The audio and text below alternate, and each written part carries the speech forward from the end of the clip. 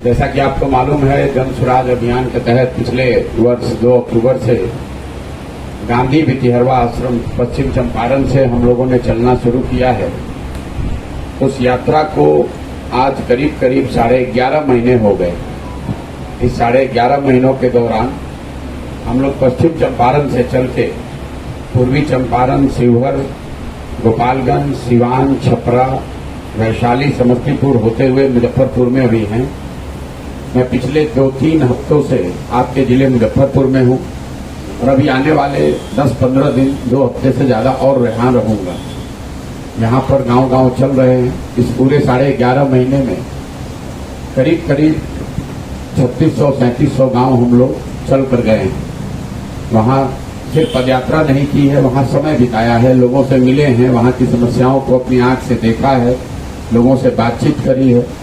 प्रयास ये है कि जहाँ पर भी पैदल गए वहाँ और उसके इर्द गिर्द हर पंचायत की वहाँ की स्थानीय समस्याओं को बिल्कुल नजदीक से जाकर देखा जाए, समझा जाए, उसका एक पूरा ब्यौरा तैयार किया जाए। और साथ ही इस पदयात्रा का जो 2 मूल उद्देश्य है कि हर पंचायत के विकास के लिए एक पंचायत विशेष की योजना बनाई जाए जो वहाँ की समस्याओं और वहाँ की संभावनाओं पर आधारित है। विशेष करके हर पंचायत में बच्चों की शिक्षा, कृषि को आमदनी का जरिया कैसे बनाया जाए और हर पंचायत में 800 से 1200 नए रोजगार के अवसर कैसे पैदा किए जाए, इसकी एक ब्लूप्रिंट, इसका एक खाका, इसकी एक योजना बना रहे हैं। दूसरा जो पदयात्रा का उद्देश्य है कि जब हम लोग गांव देहात पंचायत में घूम रहे हैं तो हर गांव, हर ब्लॉक, हर प्रखंड से ऐसे लोगों को चिन्हित किया जाए, समझाया जाए, उनको निकाला जाए जो बिहार में एक नई राजनीतिक व्यवस्था बनाना चाहते हैं। नई राजनीतिक व्यवस्था का मतलब ये है कि जो यहाँ के लोगों की सोच है कि विकल्प के अभाव में लोगों को एक और भाजपा और एक और महागठबंधन, इन्हीं 2 में से किसी का चुनाव करना पड़ता है, तो वो एक नया विकल्प बने।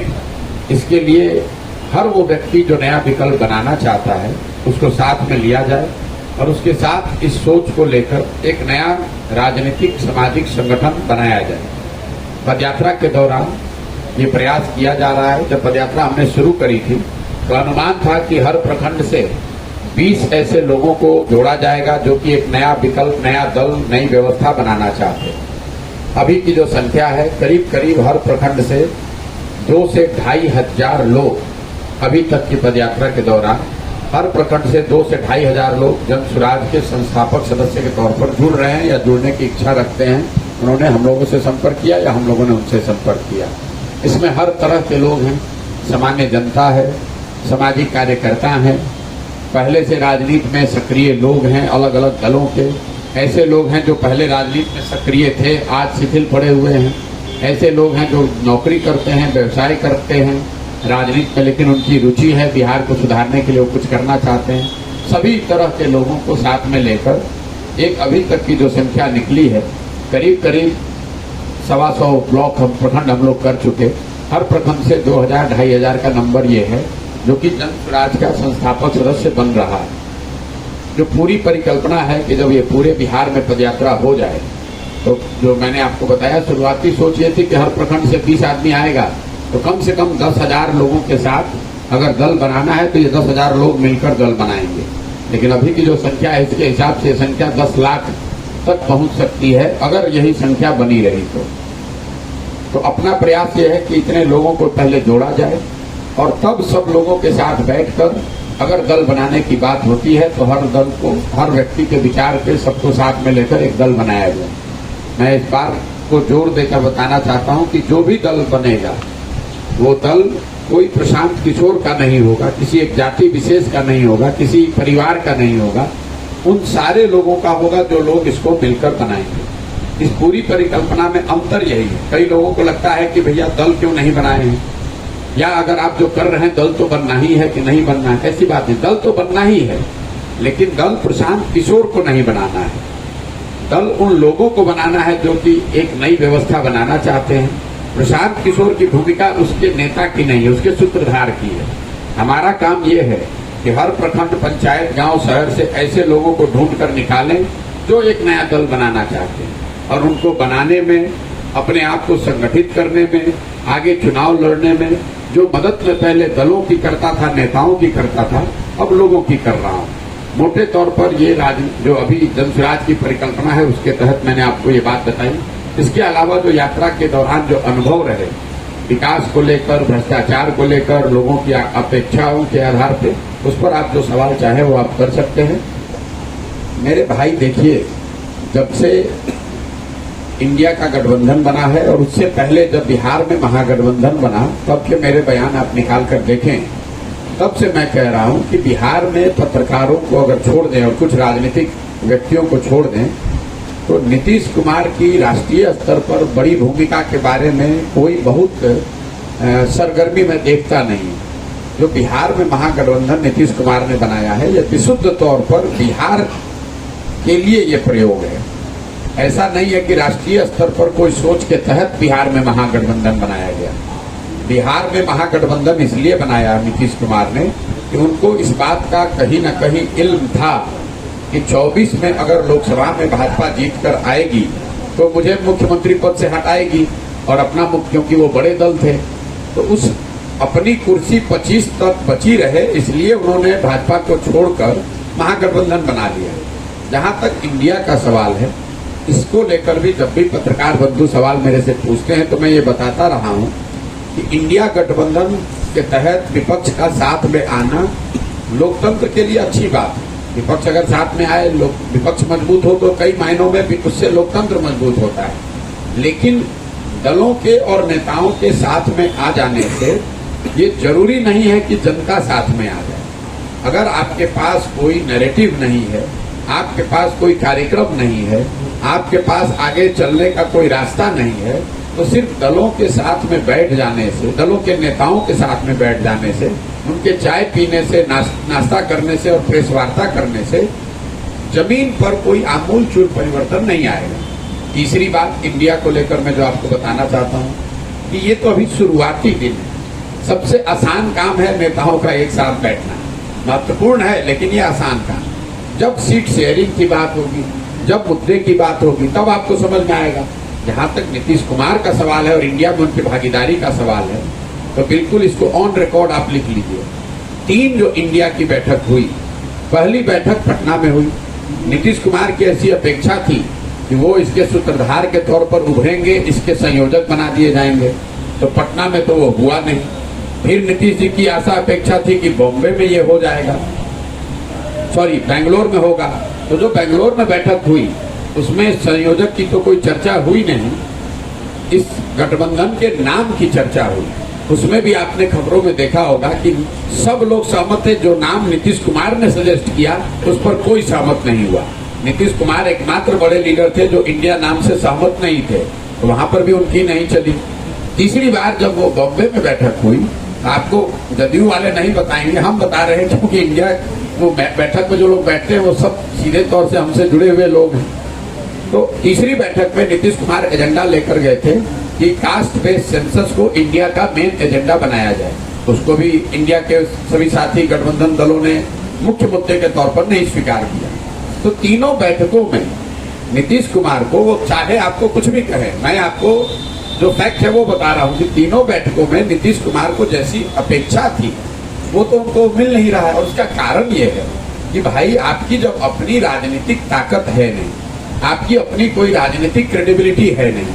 अभी साल भर पहले तक तो आप भाजपा का झंडा लेकर घूम रहे थे।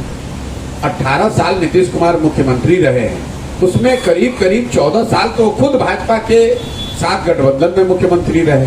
तो उस विषय पर आपको कोई आपकी क्रेडिबिलिटी है नहीं। बिहार में शासन व्यवस्था को लेकर पूरा देश जानता है कि पूरे देश में 18 वर्ष के आपके शासन के बावजूद आज बिहार देश का सबसे गरीब और पिछड़ा राज्य है। तो आपका गवर्नेंस का कोई मॉडल है नहीं, राजनीतिक चीज है नहीं। और तीसरा सबसे महत्वपूर्ण बात कि आपकी पार्टी की उतनी ताकत है नहीं। आप 42 विधायकों वाली पार्टी है। बिहार को अपने राज्य में आप नहीं, आपकी जगह है, तो आपको बाहर का नेता क्यों मानेगा।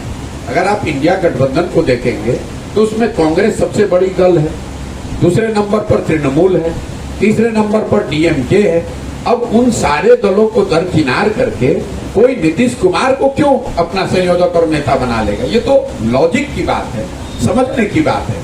तो स्वाभाविक तौर पर अगर आपकी अपेक्षा इससे बड़ी है तो आपको निराशा हाथ लगेगी, और वही आपको दिख रहा है कि जो जिन लोगों का आप नाम ले रहे हैं कि कल बैठक में वो लोग गए नहीं, तो ये तो जदयू को जवाब देना चाहिए था कि भाई कल कोऑर्डिनेशन कमेटी की पहली बैठक थी और उसमें आपके पार्टी के अध्यक्ष को शिरकत करना था, तो क्यों नहीं किए? उन्होंने कोई वक्तव्य तो जारी नहीं किया।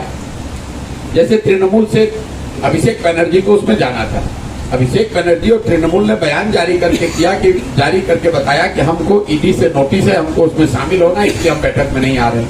लेकिन जदयू ने कोई बयान जारी नहीं किया, बल्कि एक खबर कल छपी है जदयू के नेता के हवाले से कि हम लोग को जैसी अपेक्षा थी वैसी हमको पूछ नहीं हो रही है। तो मिला जुला के लोगों को ये तो दिख ही रहा है, और नीतीश कुमार को भी ये दिख रहा है। इसीलिए उनका उत्साह और उनका भागीदारी, इन्वॉल्वमेंट इंडिया में आपको उत्तरोत्तर जैसे जैसे ये आगे बढ़ेगा, ये बढ़ने के बजाय उनकी भूमिका इसमें कम होती जाएगी।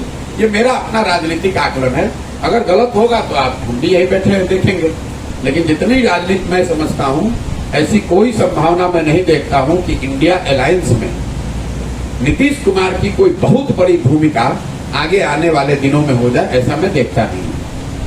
भाई देखिए, कौन जेल जाएगा नहीं जाएगा ये तो जिस पर केस है वो बता सकता है और केंद्र सरकार बता सकती है।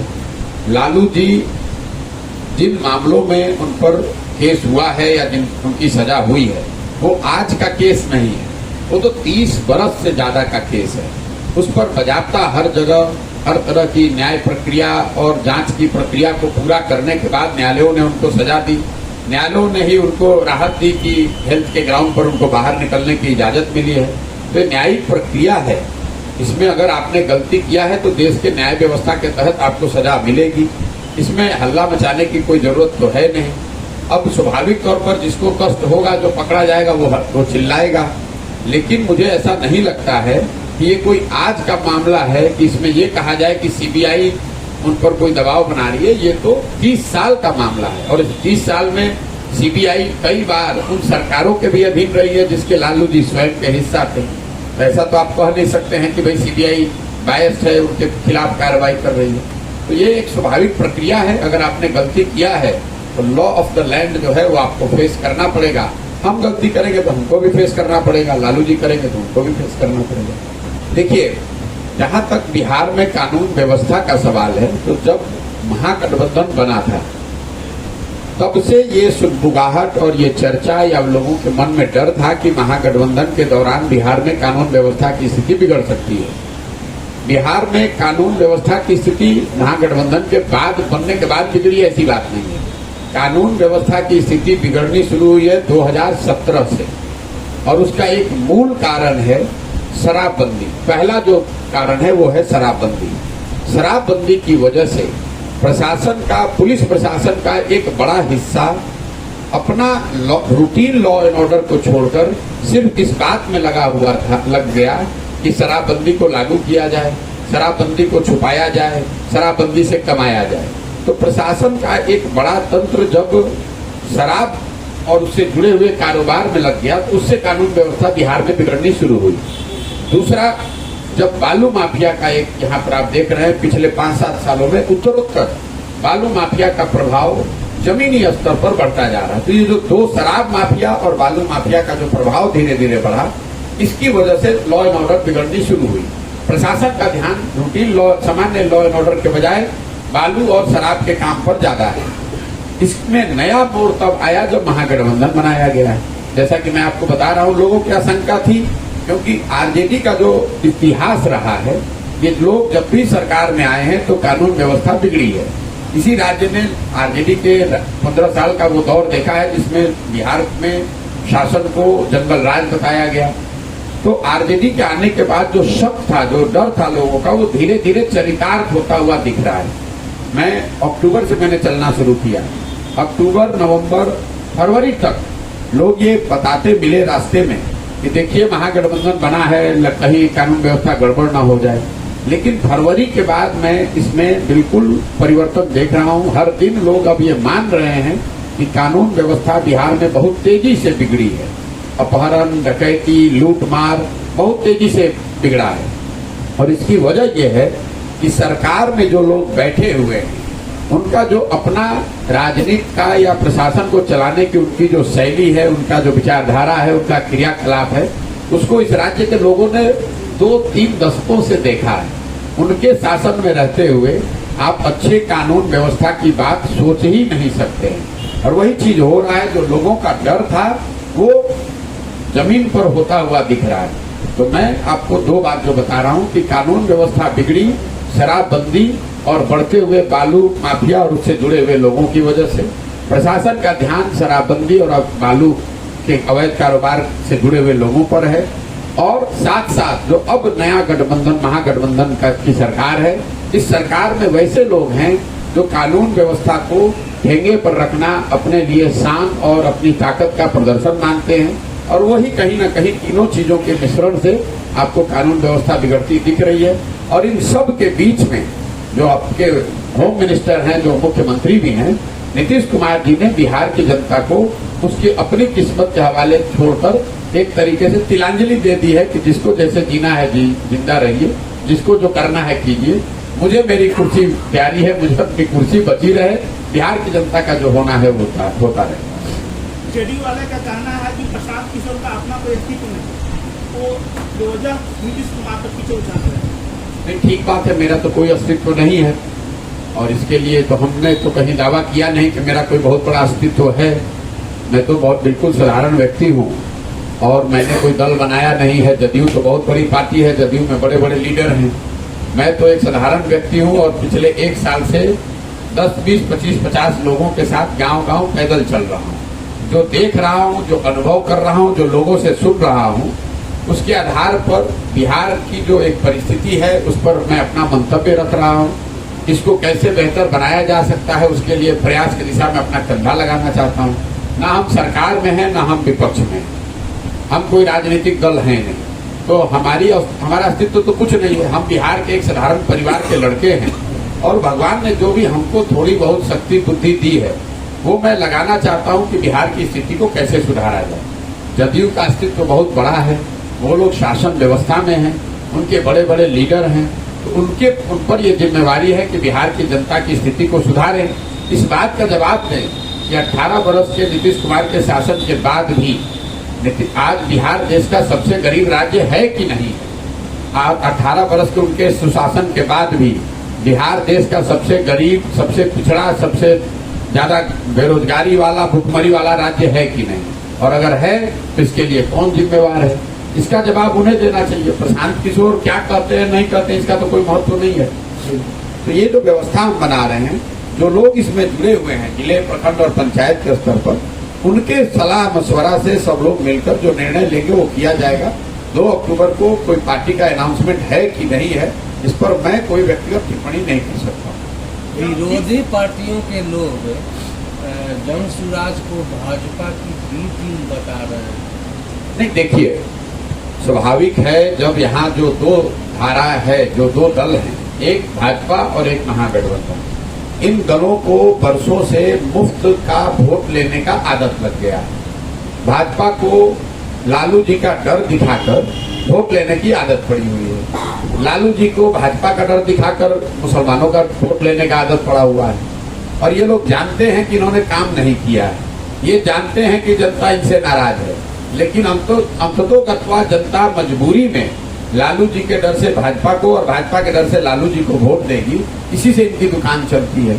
तो स्वाभाविक तौर पर कोई अगर तीसरा प्रयास हो, वो चाहे प्रशांत किशोर करे, आप करे, समाज करे, तो जो मुफ्त में जिसको रोटी खाने की आदत लग गई है बिना काम किए हुए, उसको तो परेशानी होगी।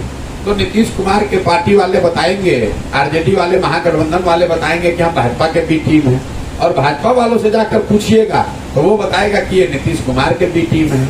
और कुछ लोग ये भी बताएंगे कि नहीं भैया ये कांग्रेस का काम कर रहे हैं। तो हमको तो पता ही नहीं है कि ये बताइए कि जो लोग सो कॉल्ड ए टीम है, भाजपा का, महागठबंधन का एक आदमी गांव देहात में चल नहीं रहा है, और बी टीम का आदमी अपना घर परिवार छोड़कर 11.5 महीना से गांव-गांव पैदल चल रहा है, तो ये तो उल्टी गंगा आप लोग बहा रहे हैं। जो मुख्य पार्टी है वो जमीन पर नहीं है, हम 11.5 महीना से घर नहीं गए हैं तो हम भी टीम हो गए, तो हमको किसी के सर्टिफिकेट की जरूरत नहीं है। सत्य की एक अपनी ताकत है, हमारी जो सोच है हम उसको लेकर चल रहे हैं। कई लोगों को, पत्रकार बंधुओं को भी, जब मैंने पिछले साल मई में कहा कि अब मैं बिहार में ही रहूंगा और 2 अक्टूबर से पदयात्रा करूंगा, तो कई पत्रकार बंधुओं ने, समीक्षकों ने कहा कि अरे भाई ये तो आज आए हैं, ये देश विदेश में सब पार्टियों का काम करते हैं, बिहार में कितना दिन टिकेंगे, भाग जाएंगे।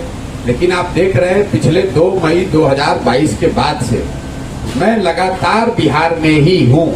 किसी दूसरे दल, किसी पार्टी, किसी राज्य में कोई काम नहीं करता हूँ। और बिहार में किसी भी नेता और दल ने न प्रयास किया हो उतना बड़ा प्रयास कर रहे हैं, गांव गांव, घर घर जाकर कर रहे हैं। तो ये तो समाज को, आपको और लोगों को देखना है। अगर हमारी बात में, हमारे विचार में सच्चाई है तो अपने आप लोगों को दिखेगा।